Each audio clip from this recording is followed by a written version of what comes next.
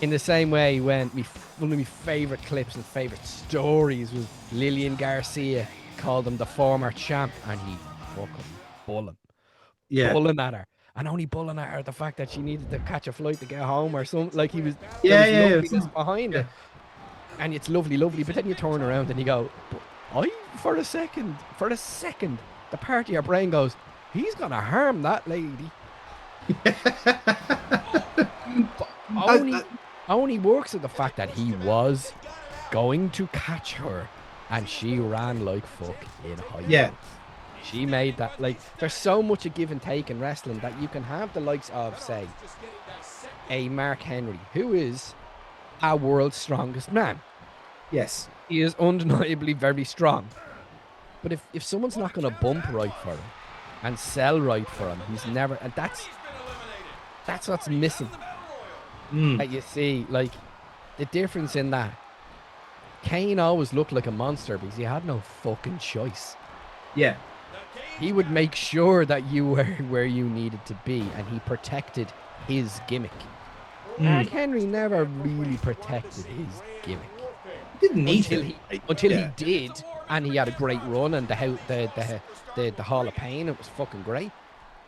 But there's so much of that. It's such a weird give and take with wrestling that you need to, like, Batista to me never should have been world champion. There's yeah, nothing particularly amazing about Batista. I think most categories of what Batista is, yeah, there's other people who are better at it, but he was aggregated into most categories. Uh, Man, that entrance music comes out and he is not phoning in that entrance. And yeah. when It's a he throw fucking whopper entrance. It when gets he, you. It gets you ramped. You're amped up like. but then another really legit guy who can actually fucking fight. Like there's Yeah, so I love wrestling and that the more legit you are, the better you can be at the spandex pantomime. It's yeah, fucking great. Whereas a lot of people, it's such a weird paradox in that you can have people who would never be really great fighters. CM Punk, mm, who's a great wrestler. It doesn't have to be both. It's fascinating to see. Triple H, by all rights, never really got into many brawls. He's not Haku, no, like. But doesn't have to. there was Haku, kind of serviceable. Like historically, never really got the aplomb and never really got. If we're basing people off how legit they are, why isn't Haku always the champion?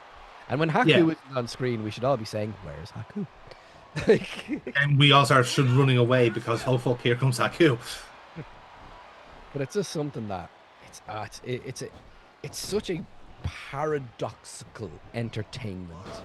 Mm, Like it's just something that you can't explain to people, and if it doesn't click with you, it probably never will, unless you go to a live show and see, oh shit, like, oh, do they have microphones under that ring? They do, and they're you think they're forking out for a microphone? Yeah, bollocks, no fucking way.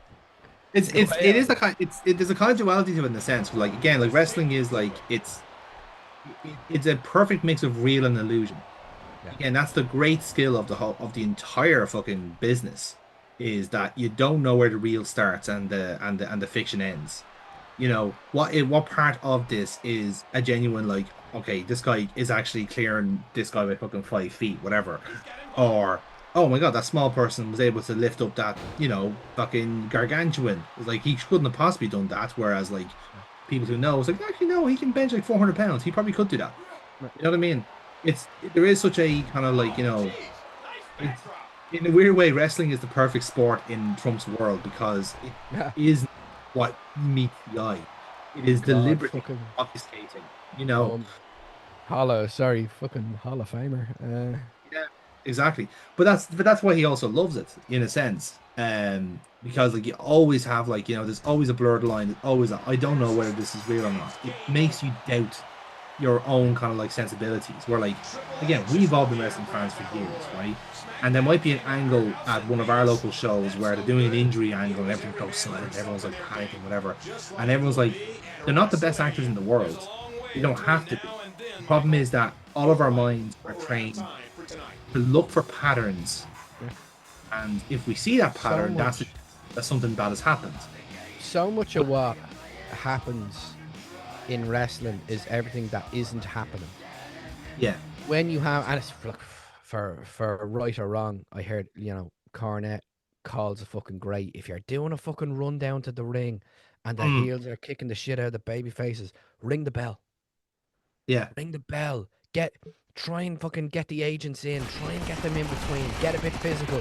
Have the heels run them off. Have the heels be too fucking dominant. Because everything that happens is what doesn't happen. So if you see yes, someone get injured, I'll slag, but I'll also fucking give credit. Foxy does it great, and if someone gets hurt, he's right down with it. And he fucking sells it, and you're like, oh shit. But you only know how fucked up that person is by his fucking face.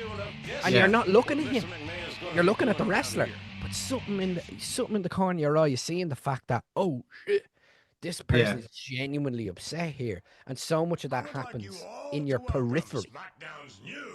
And But it's also people the don't. irony of as well is that if there was actually something genuinely wrong, they're trying not to give it away Yeah. because they don't want it to derail from the actual point. So if someone gets a concussion or someone has broken a hand or a foot or something like that, they go, okay, fuck it, let's just keep rolling. Like it's all neutral face expressions. It's all like, let's cover it. Let's do this to talk over this little motion here.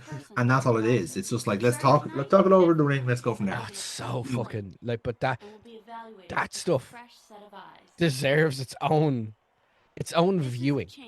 I've Yeah. sat down and watched matches and just watched like Foxy or just watched the heel or just watched the babyface. I spent entire matches just watching footwork Yeah. where you're like, oh my god, this is great. And so we brought a friend the other day, and he'd watched in in the Attitude Era and this very early Yeah. noughties and that, and he was just like, why is this guy so shit? And I went, his footwork. Yeah. He's not he's not squared off to his opponent, and Hmm. he's unsure in his movement. I said, what do you mean? Watch his feet for 2 seconds. And he went, oh yeah, you can see he's half stepping. I'm like, yeah, he's stutter stepping. He's not Hmm. he's not confident in his movements. And it's like, but he's still going through the motions. I'm like, yeah, but you pick up on that as a fan. You can feel that lack of assuredness. Yeah. And there's so much of that, and I love the idea of, yeah, I'm swinging this clothesline. You better get out of the fucking way. I am Exactly. swinging this. I am running from here to here, and if you're still in the way, I'm going through you. Mhm. You've said it perfectly. It is the art of getting out of the way. Yes. If you're not in the way, then you get paid. You Hmm. just get paid, and if you can get out of the way just enough, you can make a career out of it. Exactly. Yeah. Yeah. Yeah. It's the art form of like making it look okay. And Jesse and Festus. Jesse Gordy, by the way, they never Ah. pulled the trigger on this being Terry Gordy's kid. They never did, and it annoyed me so fucking much. Wow. Now I remember, right? Here's a fun one for you, right? This is showing my age now because when this game came out, obviously I was of the age where I thought I knew wrestling. I thought I was an intelligent person. So this particular game, SmackDown vs. Raw 2010, has the story designer, Yeah. and I was one of those people that made custom stories and uploaded them and all this sort of stuff. Of course. And I thought I was a fucking genius by putting Jesse Gordy in with Legacy. And I think I did like one or two other ones as well. I think I did like Cody and Ted versus Jesse and someone else. I think I can't remember. Probably is somebody else on the fucking roster that's second generation superstar, and put those two together and face and heel and Civil War and all this sort of stuff. And naturally, I did a WWE versus TNA storyline, and that took off like fucking a rocket.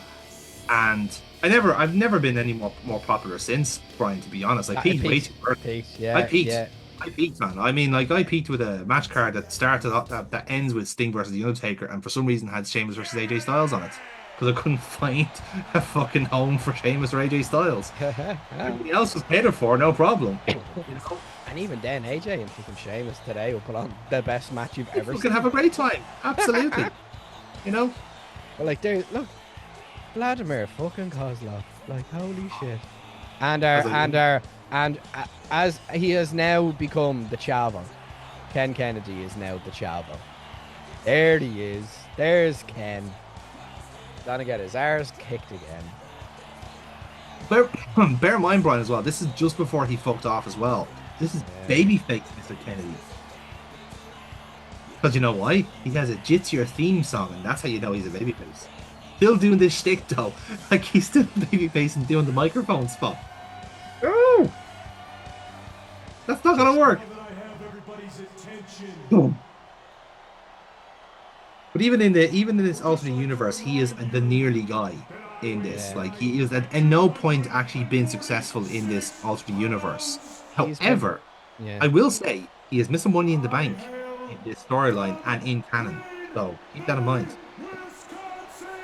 I can just say I've seen a lot of clips of him talking, being very candid about the way things went. And he's like, you know what? It is what it is. He's like, man, you're a fucking sound lad. You're a sound lad. He's like, I'm putting it into me trainees now. Do you know what the last thing is? Like, I think he got a very bad reputation, and I don't remember where it really came from. You know, like it just seemed like he was like, he got like again, like a lot of us, we learn from our fucking mistakes, and we do stupid things sometimes, and you know, if he pissed certain people off, and they kind of like, you know, got like, you know, a certain kind of traction or whatever, you know, like it is a sort of thing where like you hear about the bad things, but you don't necessarily hear about the redemptive side of it.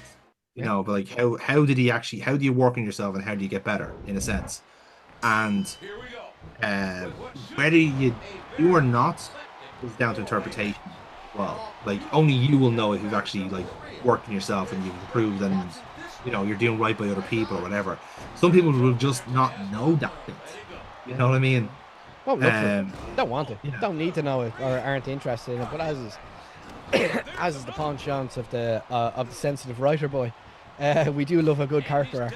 So it's yeah, very true. Yeah, very true. Something that you can see, and it's just like there was a lad who nearly was, and now he seems to be putting his energy all in the right areas. That's fucking lovely.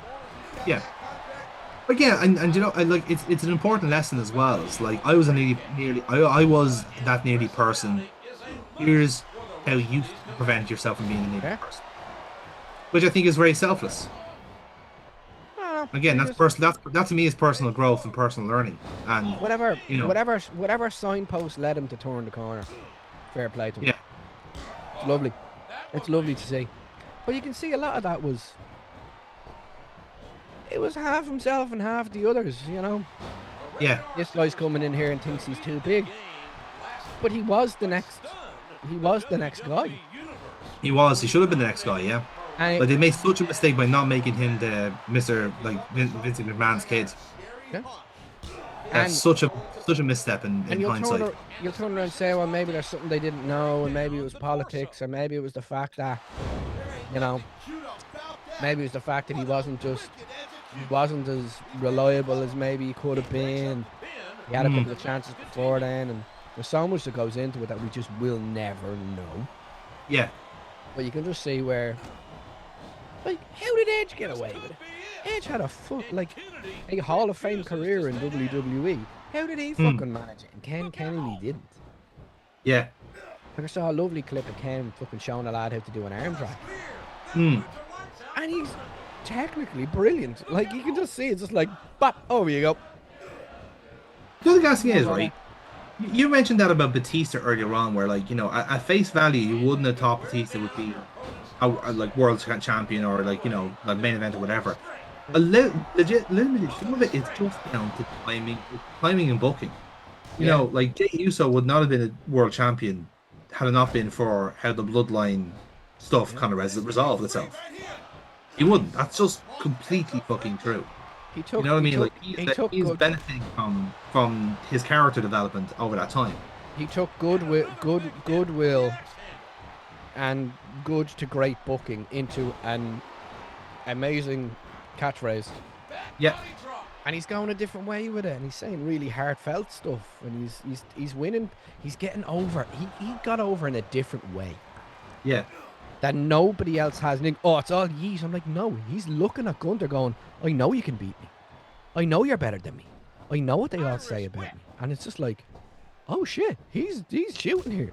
This is fucking great. There's something in it, in that it's very, very, very heartfelt. And there's no one who can look at him and go, he's a lovely fella, isn't he? Yeah. And all the fucking side, and you can look at any clip of the fucking, of the bloodline, but all the dusting and all the friendliness and all the fun. And then he got over, I'll argue, by being pissed out of his head, doing a media scrum with Cody Rhodes. I'm like, do you feel him, sir? Do you? And you know what? They did. Yeah, eventually they did. But that's just it. Like that's the thing. I think with Kennedy, he just like some people just needed that moment to connect. He like didn't have, like Jay has that. Yeah. And, he never connected, and he had a shit finisher. The finisher does not help, and then his kind of alternate, which is the mic drop, was pretty bad as well. Like it just he was done dirty by his own hand and others. If someone turned around to him and if Aaron Anderson fucking pulled him aside and gone, here kid, I got a good finish for you. How about this? If if Michael Hayes turned around and gone, hey kid, how about you try this move that I saw in the 60s once? That was a really cool move. You do that move and you get over. Like if someone did that for him, if someone put the arm around him, he would have been grand. But there's a lad who I don't think anyone put the arm around. Very true. That's a very good point. I would say, right, that like the perfect move for someone as obnoxious and annoying as the Mr. Kennedy character, ironic enough, would have been the skull crushing finale. But here's the thing, right? The reason what he could have done to add that bit of flavor is like when you have the kind of the leg sweep set up and you have the hands up like that, right? Where's your body position? You're right beside the guy's ear. What can you do? Bam! Over straight away. Because then if he gets over, when he's about to hit that, everyone's gonna shout Kennedy. Everyone's gonna fucking scream it at the top of their lungs, and that's how you get him over. The Roman Reigns, ooh-ah. Yeah, exactly. Do you know why? Because fans love a noise. We love noise. Like, what I love, I was so worried about Aoife when she got called up because I thought she was gonna get eaten alive on the main roster. You know, and again, I wasn't watching enough NXT to know that, like, okay, she was absolutely gonna be fine here because her booking is solid and the fans really like her. They find her really, really cute or endearing or whatever. But the fact that like they're whooping during the thing because there's a break in the theme and she's doing flappy arms. It's like Bird Lady. She's fine. Bird Lady. They're all following. Well, she knows damn. She said it direct. It's like, you call me Bird Lady as much as you like, as long as you keep talking about me. Exactly. She knows. I don't care. You keep calling me Bird Lady. That's fine. I'll keep flapping my way to the pay window. That fucking suits me, boys. But that's the thing. Like it's that sort of reciprocal nature of like that is the connection that like, especially in the first year of you being in any fucking fed or whatever or any kind of situation, like you need to make that connection. You need to be the reason people are going to see you. And like if you track that all the way back to where she came from with Five Factory, because let's be fair, I'm not giving OTT credit for her. Fuck that shit. Joe is not taking credit for Valkyrie's booking there, all right? Oh, not for the booking. The promos were great.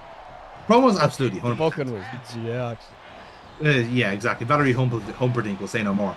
But if you look at then like how the schools of thought are on the Irish side, there are intrinsic differences in how the two or three different parishes train their kids. But the commonality is always there. Get over somehow. Get something that works. And the weird thing is, get over is easy. Staying over, exactly. Yeah, that's the trick. Yeah, but like luck or happenstance will get you over. Yeah, you could just be lucky. There was out of all the lads here, 3 of them got over. Kozlov never got over. Never. No. Edge got over, stayed over. Jesse got over, didn't stay over. Kennedy got over and stayed over to a point And then, Two top stars. Like, he was out yeah, injured so much as well. You forgot about him. yeah. But like there is, so, and I love the quote. It's something that really resonates with me with Edge. Is like, the day I connected with the fans, I never went back. Yeah. And I said it to them, and he had to fight his corner. I was like, no, no, no, you don't realize I'm over now. We're not doing this usual bullshit you've done with me. I'm over. Let's make money. Yeah. That's the difference. That people who get over and stay over, you can only stay over by the right of the viability of being an attraction in some way. And you knew damn well, Triple H said it. Oh, Triple H, how legitimate is the story or truth? And you went, are you enjoying the show? Okay?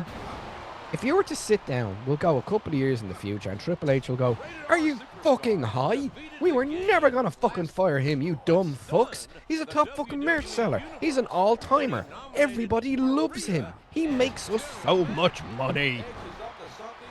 Are you fucking insane? Do you know how much of a cunt you have to be in wrestling to be fired when you make the company money?